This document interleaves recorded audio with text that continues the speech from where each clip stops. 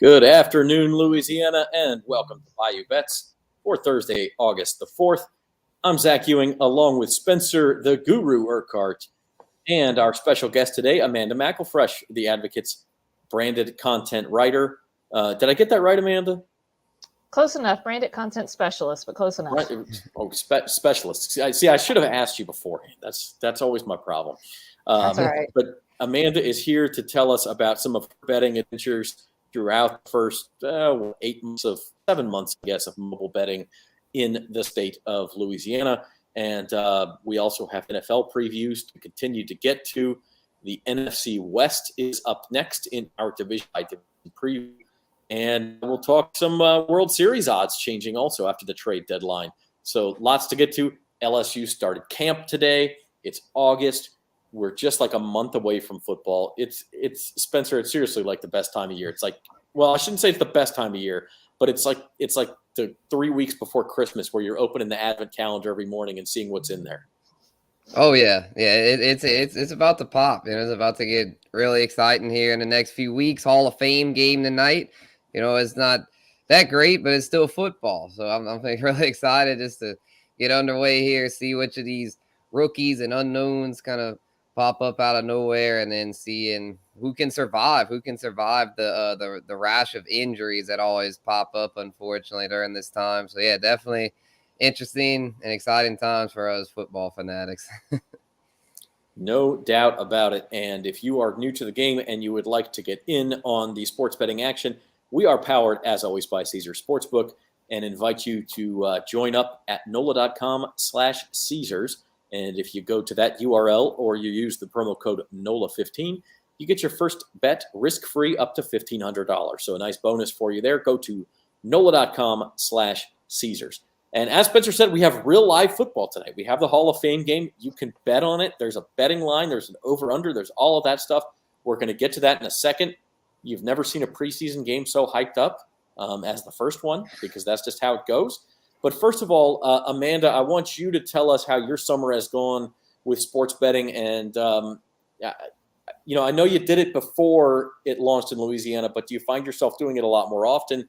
Do you think about sports differently? What has your journey been with this? Yeah, I've made a lot of smaller bets, especially on Major League Baseball, just kind of getting my feet wet on it. You're talking about earlier, before it was in Louisiana, I took a trip up to Tennessee and kind of did some experiments with the Caesars app there right after the new year before it launched in Louisiana. So I've really just been familiarizing myself with it, kind of exploring what the lines are, what the odds are. I did pretty well in the spring. The summer, not so much.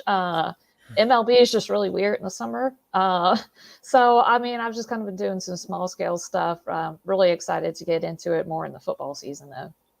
It's funny how that works, isn't it? You think you've got it all figured out, and then all of a sudden you look at your account and you go, "Where did those $100 go?"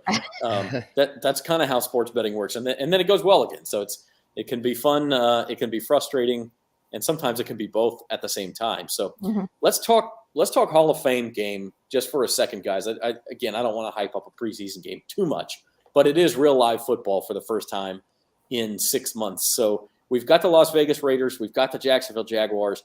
These lines have actually moved a little bit, and listen. People always laugh when you tell them you bet on the NFL preseason, but people do bet on the NFL preseason because there are edges to be had. And if you cash a bet slip in the preseason, it may not count for the players, but it sure as hell counts for you, right? You still get the money in the bank. So this game opened to pick 'em. It is up to -2.5 for the Raiders.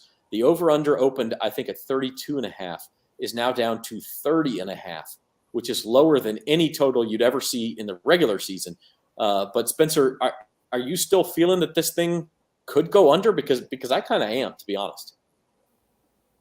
Yeah, I would think, because I feel like whenever teams first go out there, it's probably the defenses have more of the advantage. So I'd probably take the under if I had to pick. I'm not playing this. I don't plan on playing any preseason, to be honest, just because we don't know who's going to play, how many reps each player is going to get. The coaches keep that pretty close to the vest, it seems. So the insiders probably know a little something about what could go down as far as who's going to play and who's not, but it's still pretty unpredictable to where it's like I'd probably play the under, and then I guess I'd take the dog, because it's just, I mean, if it was a pick 'em, I don't know. I don't see the reason to go with the favorite here.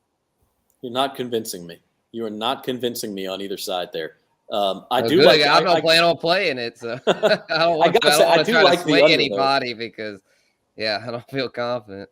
One other thing, Amanda, is that it's supposed to be raining all night in Canton, Ohio, where this game is being played. So you see a total like that, but we also know that last year the first 20 preseason games, even though they were given low totals as well, they went 17-3 to the under. So preseason games tend to go under. They have for years. And especially that was the case last year. How often do you pay attention to those trends, and how likely is that to sway you? Or are you just one of these people like Spencer who's just too damn good to bet preseason? I don't know if I'm too good, but I don't bet on the preseason. I mean, they're basically scrimmages at this point. You're not going to really see many starters. If you do, it's maybe for a series or two. I don't think they're really indicative of how the team is going to perform in the regular season. They're fun, but for me, they're not worth putting any money on. It's just more of a scouting adventure than anything else. Yeah, and we will hopefully get to at least see one series with the starters. Although Derek Carr, I do not believe, played in the preseason at all for the Raiders last year. Not one play. So that was under a different coaching staff. We'll see what they do tonight. Both of these teams have new coaching staffs also. Josh McDaniels in Las Vegas and Doug Maroney in Jacksonville. So it'll be interesting to see how they approach it. Listen, if Jim were here, I'd make fun of him because Jim is always talking about how degenerate I am for betting on the USFL or for soccer, which we're going to get to tonight, by the way, or whatever else. But tennis, he's already like in the group chat talking about how good he feels about his bet on the preseason game. Oh man, yeah. I was like, Jim, come on, man. He got no room to talk about being a degenerate. He's the one betting on every freaking golf tournament there is to offer. It could be the North Dakota Open. He'd be betting on it.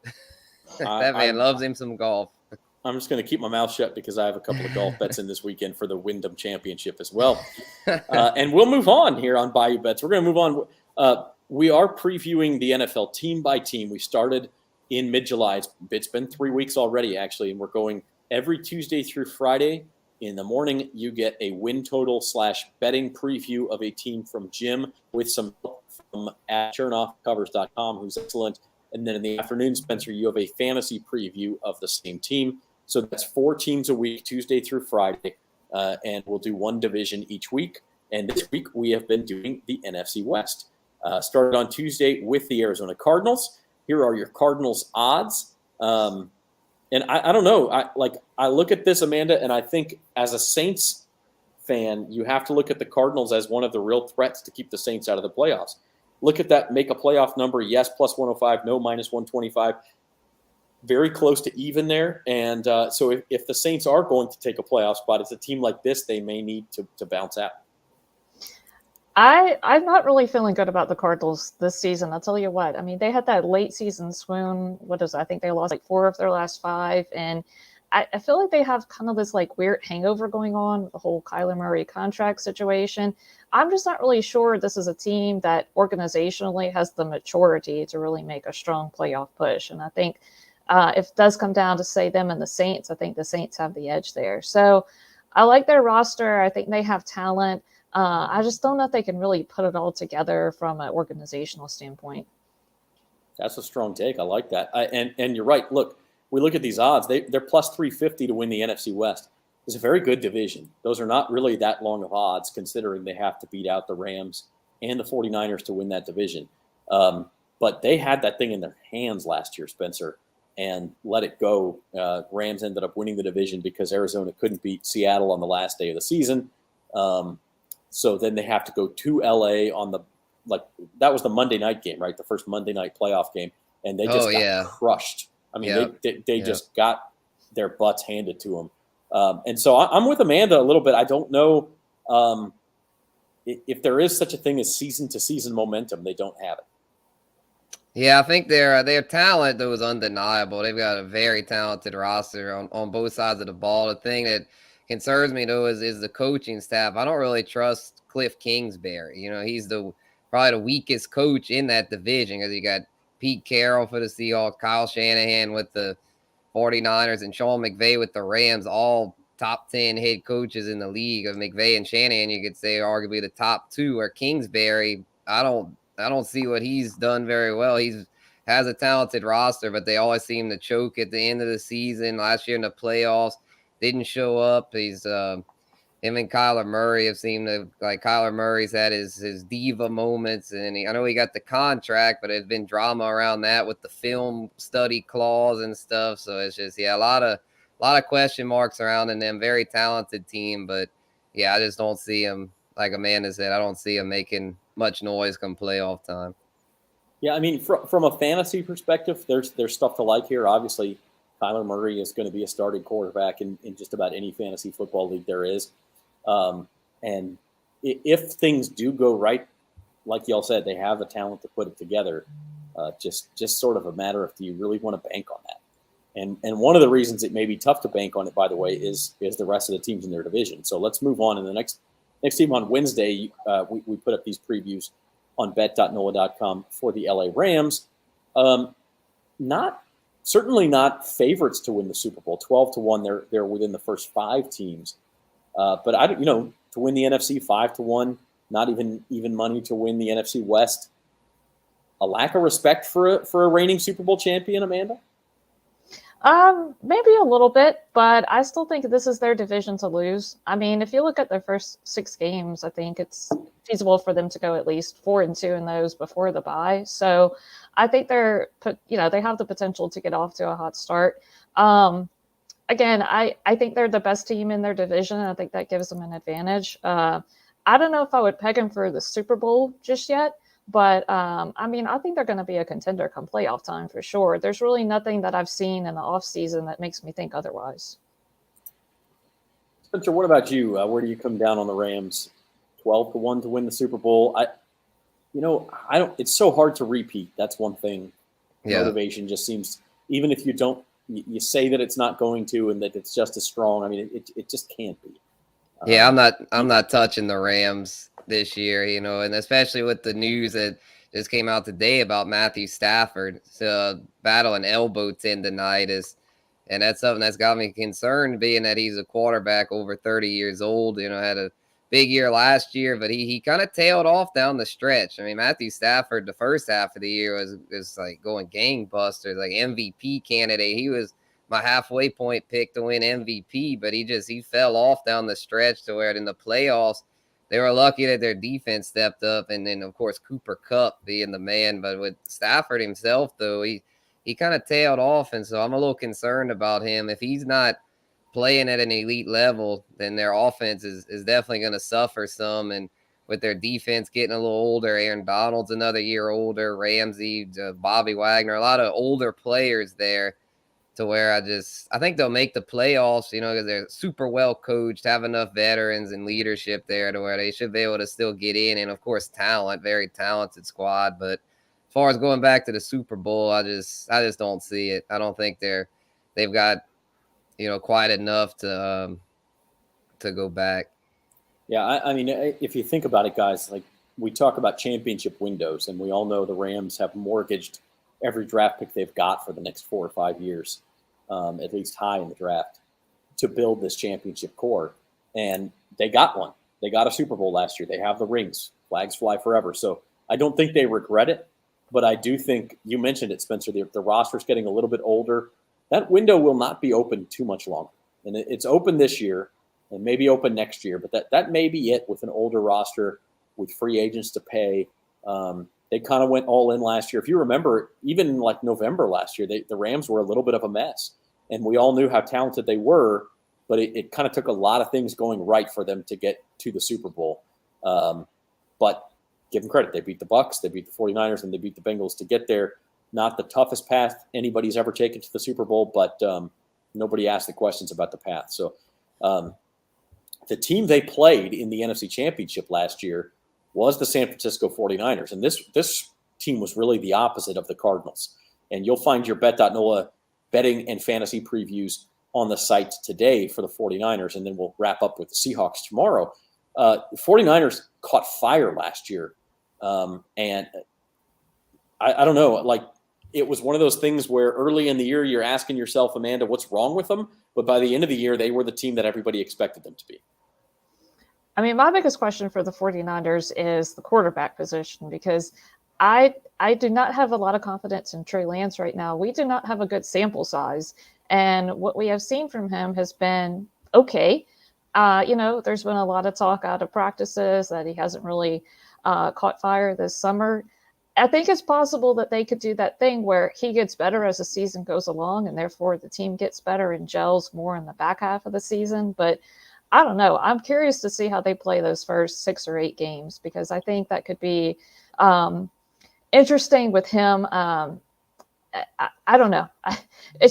He hasn't really played a lot if you even go back to his college days. I mean, it's been a few years since he's seen the field consistently. So curious to see how he comes along, how much rust he has, and how much he's able to gel with his receivers. Yeah, I mean, definitely that is the question mark. I kind of like Trey Lance, Spencer. I don't know if he'll show it right away, but by the end of the season, I think he's a guy, we're talking fantasy, could win some fantasy leagues out there, especially in the super flex situation. Oh, yeah, I like him a lot, even in single quarterback leagues because of his rushing ability. I feel like he's a very slept on because he's, like Amanda said, doesn't have a big sample size, but just we can see the upside. He's got a cannon arm and really fast. So I mean, he's got the rushing ability on top of field stretching ability through the air, and I feel like he's got the receiving core to do that. Deebo Samuel can stretch the field as well as Brandon Ayuk. I mean, even George Kittle. I mean, all those guys are lethal weapons.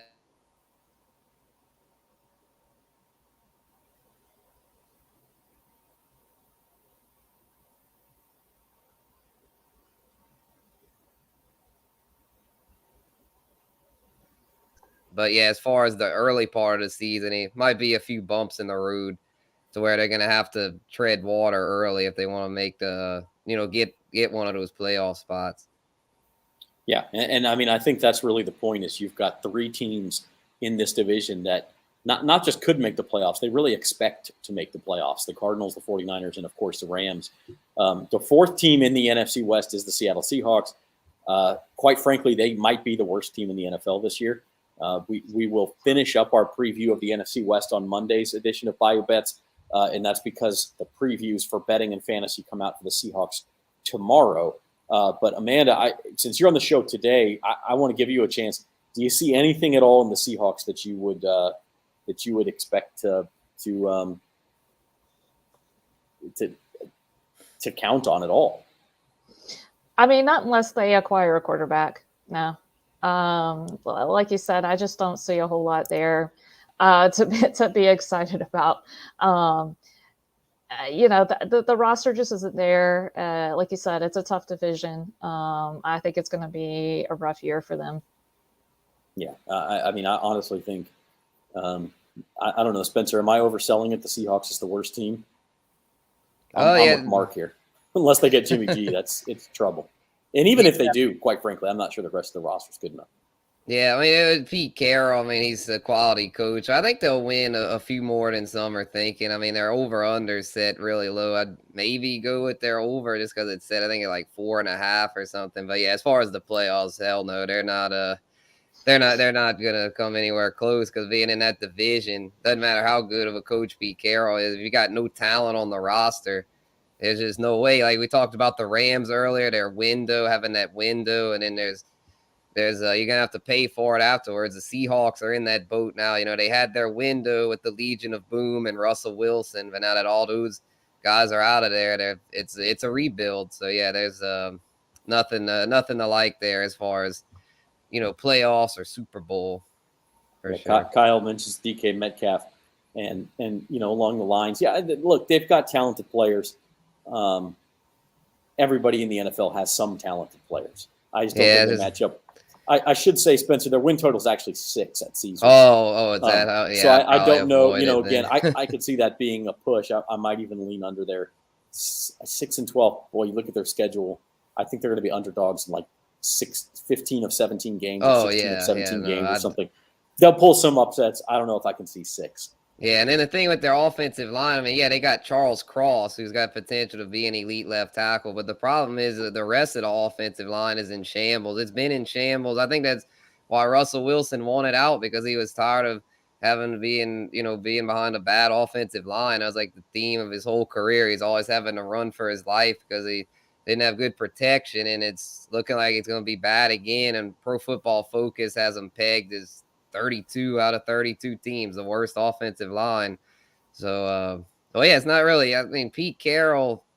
I mean, as far as this personnel decision making, like it's his influence, I don't feel is that great. But as far as like coaching itself, he's not the worst coach in the league.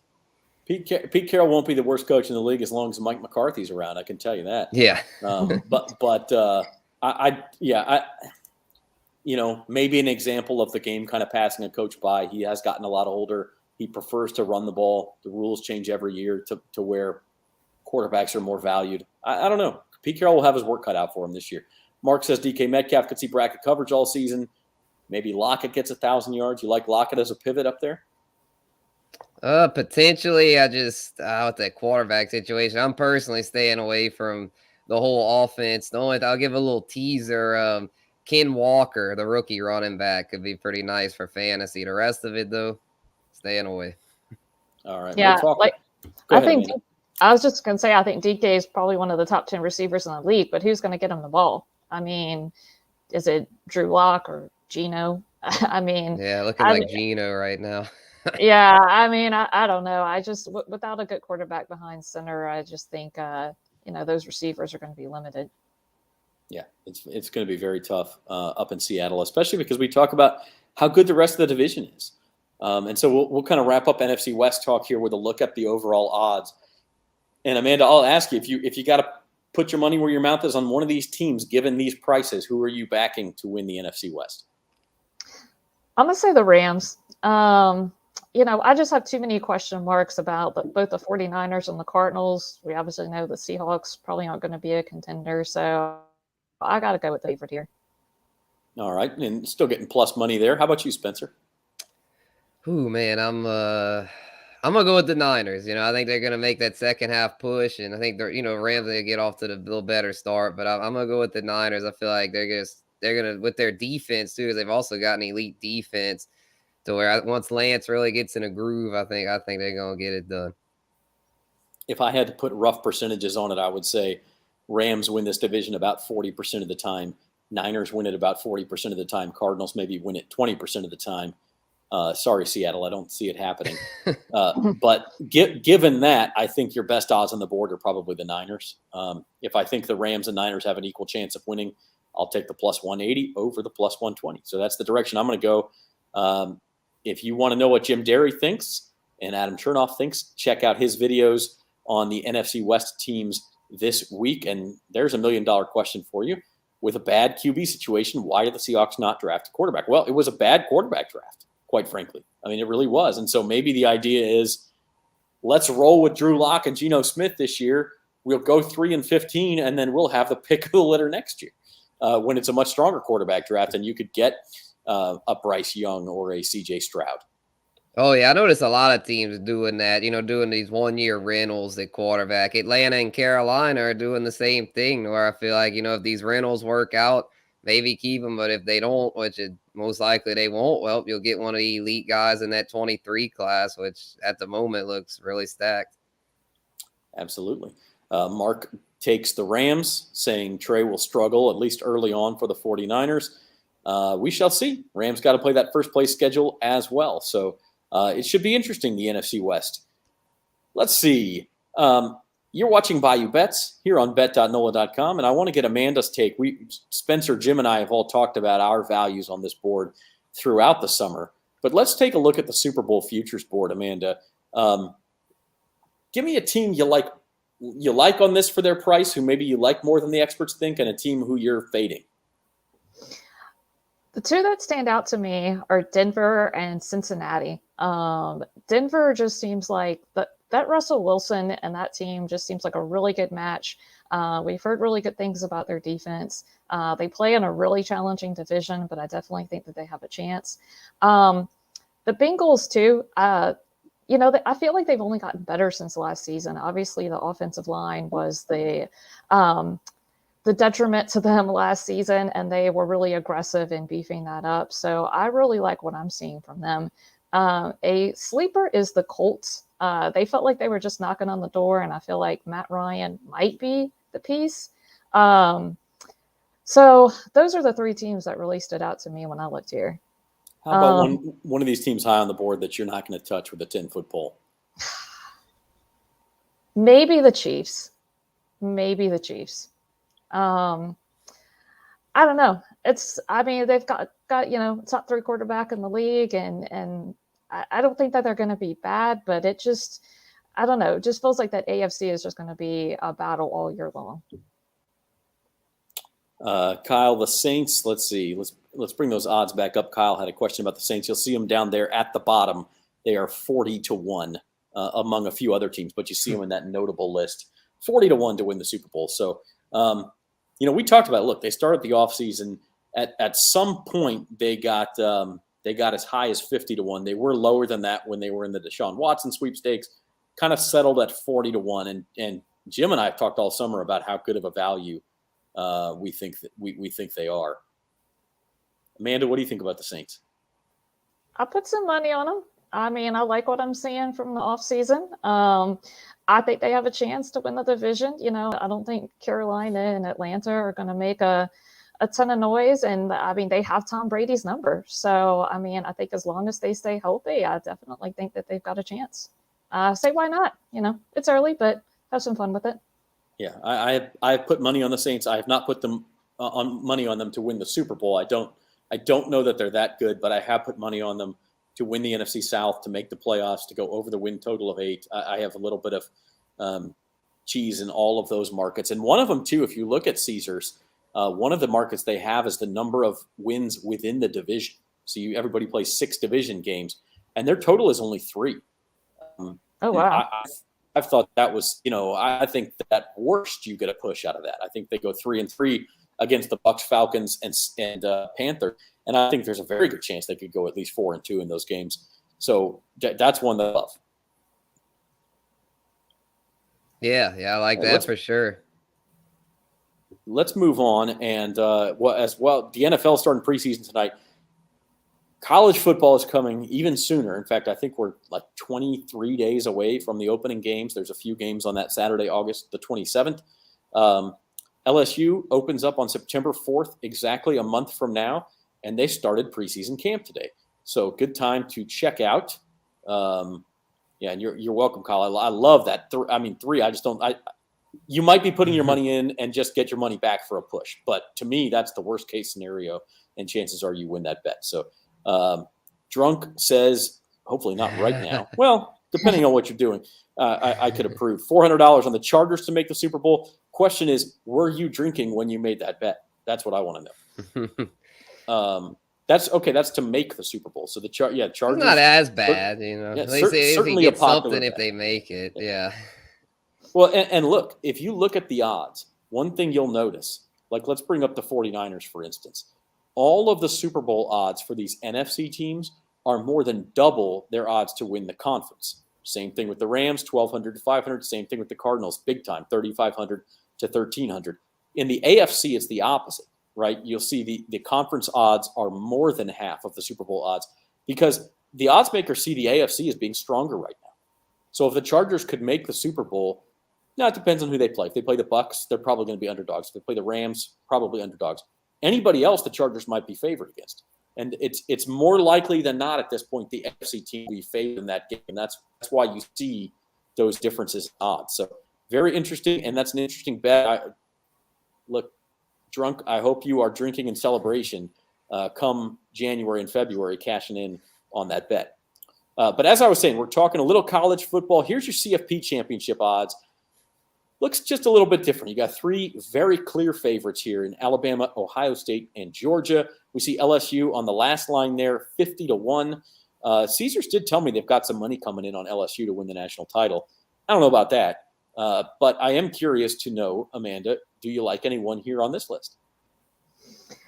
I'm really interested to see what USC does. I mean, Lincoln Riley's there now. They got a lot of players through the transfer portal. I'll be curious to see how that line moves throughout the season. Clemson really surprised me too. I don't know if they're going to bounce back quite that much from the year that they had last year. So those are the two teams I'm going to be looking at that stood out to me here. Yeah, and I personally think USC is priced way too high. I think that's all hype. I think they will be better, but people realized they were 4-8 last year. The defense was bad. I just don't think you turn it around that quickly in 1 year. So we shall see. I know Jim likes Texas A&M at 25-1, and hey, if you can win the SEC West, you can win the national championship. And sometimes, by the way, even if you don't win the SEC West, you can win the national championship. Alabama has turned that trick before. Anybody for you here, Spence? Not too much. I kind of like A&M, like Jim said. At 25-1 could be worth a shot. And then some of the other SEC long shots, like Ole Miss at 100-1 or Tennessee. I don't really expect them to go all the way, but at that price, it can't hurt to put a buck on it or something. It's like, they clearly have talent. All those SEC teams are very talented, and honestly, I feel like both of them are better values than LSU. I don't really like LSU at 50-1. I feel like that's inflated a little bit since they recently won it all back in 2020. Yeah, I agree with that. And I think listen, if you're going to take one of those 100-1 teams, I really, really, really don't mind Tennessee. I think they're going to be a lot better than people think. I don't know that they're going to win the national championship, but at 100-1, maybe you take that chance. And as far as LSU goes, I'll say this: if you think they're going to be that good, I think there's better places to win money, because I still think. For instance, just to win the SEC, they're 50-1. And again, we saw it last year. You don't have to win the SEC to win the national title. And so they're two different bets. But I do think probably slightly more likely they would win the SEC and then run into an Ohio State in the playoff or something. So if you're going to bet them, I like the SEC bet better. Or maybe, maybe a division bet. They're 28-1 to win the SEC West. So they do get Alabama at home this year. Maybe if you think they're going to be that good, maybe that's where you put your money, or just on a win total of over 7. Kyle says LSU has as good a shot at winning the national championship as it. Well, I assume you did not win the Powerball last week, or the Mega Millions when it was $1.2 billion, or else you'd have better things to do than sitting here talking to, or maybe you wouldn't. Maybe that's why you're sitting here talking to us. But I tend to agree, Kyle. I don't think LSU is there yet. But I will say that nobody thought they were there in 2019 either. Nobody saw that coming. Even LSU fans didn't see that coming. And they were not only the best team in the country that year, but one of the best teams of all time. So that's that story. We will continue to follow LSU throughout preseason camp as news starts to roll in. Had Wilson Alexander, the LSU beat writer, on the show last week, and hope to have him and or Leah Van or Scott Rabelais on later on in preseason camp to kind of talk about how things are going from our LSU coverage team. Or maybe even the old Hall of Famer, Sheldon Mickles. We could get Sheldon back on too. In the meantime, let's talk a little baseball. When we left you on Monday, the San Diego Padres were still 20-1 to win the World Series, but it was the next day that they traded for Juan Soto. And we've had posts up on this, and Spencer, you did a fantasy take on this. Look at what happened to those San Diego Padres odds. They got cut in half, down to 10-1. It wasn't just Juan Soto. They also picked up Josh Bell. They also got Josh Hader, the Brewers closer, in a trade, and they haven't lost all week. So a lot of things going right for the Padres. They are still most likely going to have to go through the wild card round. But Spencer, when you look at this, is that price adjustment too much on the Padres? They actually bounced all the way down to 8-1 at one point on Tuesday and have settled back to 10-1. Yeah, there's not really much value with them anymore. The time to bet them was before the trade deadline. I think I mentioned that on the show last week, and I wish I'd have put a little something on them, because you could have got them back then at like 22-1, and now it's not terrible, because they're significantly better. So it makes sense that the odds would shift like that, but it's just not nearly as much value. And then the Brewers, I can't believe they traded Josh Hader to them, because I was like, Taylor Rogers is really fell off the guy they got for like the main reliever they got in that trade. And so it's just like, and yeah, the Cardinals, man, that's my team too, drunk. I like the Cardinals, but yeah, then got some pitching woes there. They got a couple arms at the deadline. So actually, I'll tell you this, I'd rather the Cardinals at 40-1 than the Brewers at 35-1. Yeah, and guess what happened today? The Brewers had a bullpen implosion and lost to Pittsburgh. No Josh Hader out there to help them. So, yeah, I mean, I do think that that's a legitimate concern if you're a Brewers backer. Amanda, you mentioned you've had some trials and tribulations betting on baseball this summer. What have you learned, and what do you like here? It's just such a long season, and things vary from game to game. I have a personal affinity for the Brewers because I'm a fan of their Double-A affiliate in Biloxi. I actually saw some of the games Josh Hader played for them there when he was in Double-A, and it's been exciting. The Mighty Shuckers. The Mighty Shuckers, yeah. So it's been good to see their career or his career trajectory. Excuse me. I'm just kind of waiting for the Mets to Met. I'm just kind of waiting for. I'm just waiting on that collapse to come. I mean, they've obviously been playing really good baseball the first half of the season, but man, they're always a team. I'm like, when's the other shoe gonna fall?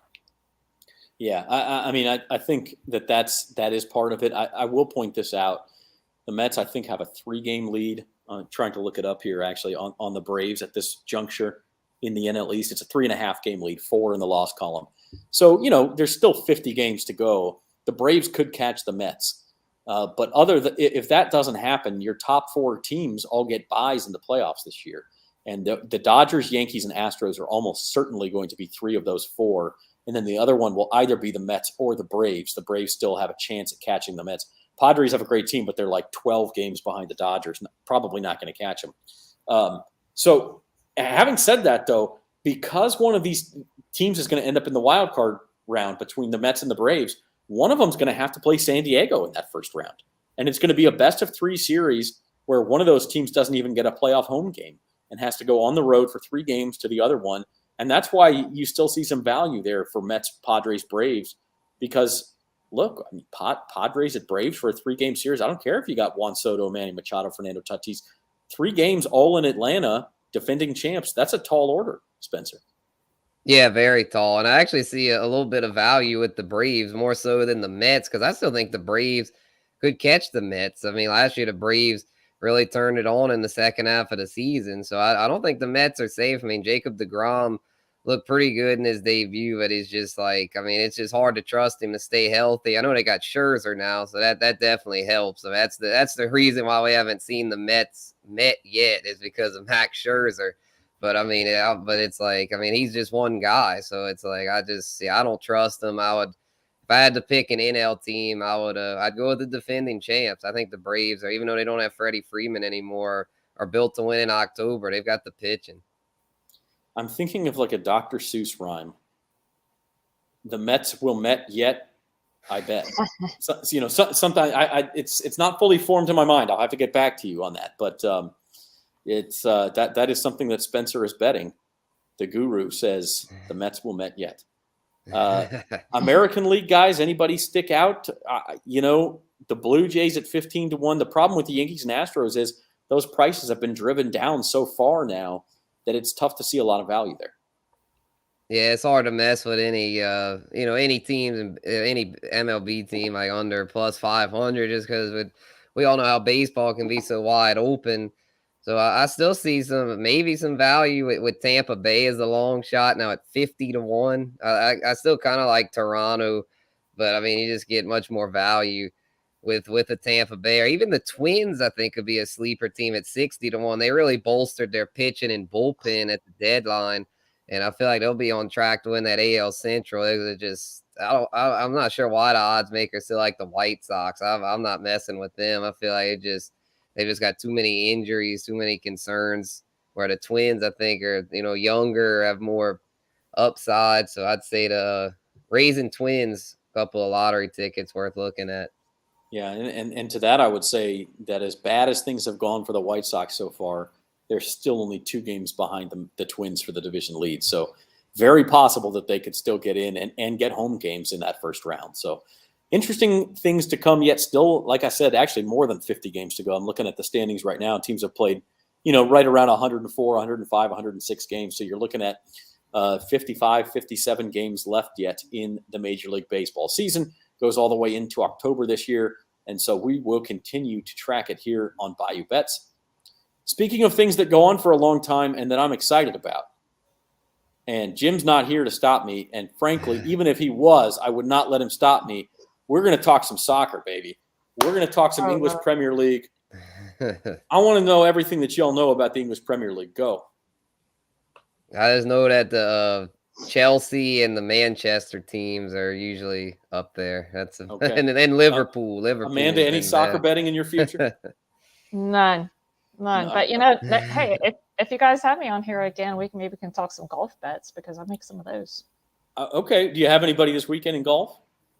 Oh no, I haven't looked if he's playing yet. But man, I am always keeping an eye on Will Zalatoris because he's another guy who feels like it's going to happen for him eventually. Yeah, I don't know if it's playing in the Wyndham or not, but I'm keeping an eye on him. He is, yeah. In fact, he might be the best player in that. Although I think he was 1 over in the first round, so he's got work to do just to make the cut. But Jim and I, by the way, and Uncle Big Nick, I don't think is watching today because he's out of town. But Uncle Big Nick makes a lot of bets also, and we've got Jim and I both have John Huh, H-U-H, who I've got him at 180 to 1, and Jim got him at 150 to 1, and he is leading this tournament after 1 round. So just hold on, John Huh. 54 more holes, baby, and we're home free, and we'll each have a nice weekend. Here are your English Premier League odds. This is the difference, though, and I mean, you guys don't have to know anything about soccer to know the difference here. There are no playoffs in European soccer, and that's how you get a team preseason that is an odds-on favorite. Man City minus 165 to win the title before a ball has even been kicked. They are that good. They won the league last year, although it was only by a couple of points over Liverpool, who's in second in the odds list at 2 to 1. And then the odds get long quickly. Tottenham Hotspur, my club, 14 to 1. Chelsea, 16 to 1. Man United, 25 to 1. Arsenal, 35 to 1. And then it really gets long, 80 to 1, 150 to 1. Everybody else is at least 200 to 1. And so that is the difference. If you want like a playoff type thing, you bet the Champions League. That's an elimination thing. You'll see the longer odds as far as that goes. Jim Derry is here. He's got $10 on West Ham. I expect to see that freaking bet slip, Jim. I expect to see it. By the way, Jim just texted me and saying, arguing with his son about sports is like repeatedly kicking himself in the redacted. You get nothing out of it except pain and stupid. So I'm not sure what they were arguing about, but I'd love to know. I would love to know. All right. I will say this about the EPL, and then I won't hold you guys hostage on it anymore. If you don't like betting the outrights, because quite frankly, Man City and Liverpool, between the two of them, have about a 90% chance of winning that league, if not more. You can bet on a team to finish in the top 4, which is very important to the teams because the top 4 get to go into next year's Champions League and play for a European championship. And so the teams are absolutely paying attention to who's in the top 4, and that's why it can be a sensible bet. Well, you see Man City, Liverpool are clearly expected to be 2 of the teams in the top 4, but you can get some good odds on other teams if you like them this year. If you like an Arsenal or a Man United, you get plus money on them to finish in the top 4, especially if you like one of the teams outside of the Big 6. If you like a Newcastle, a West Ham, a Leicester City, an Aston Villa, or even further down the board, you can also bet on who gets relegated. The teams that finish in the bottom 3 get moved down to the lower level league next year. So you can bet on which teams will finish in those bottom 3 or which teams may survive and get to play in the Premier League another year. So I love it a lot. And yet the ESPN streak for the cash, boy, they do a lot of soccer on that because it's on early in the morning. And there's edges, man. Soccer and tennis are those early morning things they do in that streak. I used to do streak. I haven't done streak in a while, but I used to do that. Yeah, in fact, I think I always get excited about it at the beginning of the month because you get the notification that says, oh, you get a freebie, and oh, get one. And then you pick 3 more winners. And I got a win streak of 4. And then you forget about it until, August 20th, and you'll never get the longest streak. But yeah, I love that. And the Premier League starts tomorrow. I think it is Arsenal and I'm drawing a blank now. West Ham plays Man City on Sunday. Arsenal and is it Crystal Palace? Now I'm gonna have to look it up. I'm just completely embarrassed. Yes, it is Crystal Palace. They play tomorrow at 2:00. That is the Premier League opener. I'm excited. Y'all should be excited too because this is not the last time we're talking about this, Spencer. I want some Premier League studying. All right. Yeah, because, I mean, I've watched some soccer here and there. It's just kind of hard to get into it because I'm not as familiar with it. But you definitely got to respect them, man. Those are some world-class athletes. It's definitely not a joke like a lot of Americans think. I mean, that's a sport that's like the world's game. It's just such a, it's just everywhere. Like, it's just like you got to respect it. Even though I don't know a whole lot about it, I do respect it. And by the way, this year, that's apropos that you say it's the world sport because the reason that the EPL and the other European leagues are starting so early this year is because the World Cup is this winter. And it's the first time it's in the winter. It's in November and December. And so they all have to take a 6-week break in the middle of their seasons. They play like the first weekend in November, and then they don't play again until the weekend after Christmas. And in between, that's when the World Cup will be played this year. So, Amanda, I'm going to try one more time. No EPL, but maybe a bet on the USA in the World Cup? Okay, I'll take that. Sure, why not? We can do that. I think they're 100-1 to win the World Cup. It's time to reschedule that doctor's appointment, Jim Derry. It's time to reschedule it because soccer is the world's game. But in all seriousness, we talk football first on this show, and we'll be back Monday at 4:00, and we'll wrap up our NFC West talk, and we'll just start to get into the AFC North, which I'm really looking forward to. I think that is one of the more intriguing divisions. You could look at all 4 teams in that division, Ravens, Steelers, Bengals, Browns, and find 2 people who have totally different takes on all 4 of them. And I really believe that, and I really think that's going to be a lot of fun. So, Amanda, you won't be with us Monday, but give us your take real quick on the AFC North. You said you like the Bengals. Yeah, I like that. I like the Bengals, but I'm curious about the Steelers. I mean, Mike Tomlin, I think, is a great coach, and maybe they can make some noise. I still like Cincinnati, though. And the Bengals did not actually were not actually expected to do anything last year, and then they came out of nowhere to win that division. So I'm really looking forward to talking AFC North. That will be next week's division. But in the meantime, we thank you for watching Bayou Bets. Going to get some final thoughts first from you, Spencer. All right. Yeah, just obviously football gearing up, Hall of Fame game tonight. Excited for that. And I'll throw in a little racing. You had to talk soccer, Zach. I'll throw in some racing. NASCAR going to Michigan this week. Should be a really exciting race there. A lot of wide open. It's a wide open track, so should be a lot of passing, interesting action going on there. Could be another new winner. I have the Fast 5 picks coming. Let's just say I know I've picked him before and he's yet to get it done, but I'm thinking your old buddy Kevin Harvick might finally break through this week. Kevin Harvick from Bakersfield, California. He needs it, right? He needs it bad because he's outside of the playoff cut line right now. But if he would get it, then that'd lock him in. Thank you, Drunk. We'll see you on Monday. Yeah. Day drinking, I hope. Amanda, final thoughts from you as our guest host today. Just the one thing that stood out to me on the college football one. I'm not going to pick them to win, but I can't wait to put money on Texas A&M to beat Alabama when they play in the regular season. I think that's going to be quite the interesting game, and I think A&M is going to be ready to play. Texas A&M and Alabama, October the 8th in Tuscaloosa. A&M will be getting points in that game. I guarantee it. So we'll see how many. And it'll be.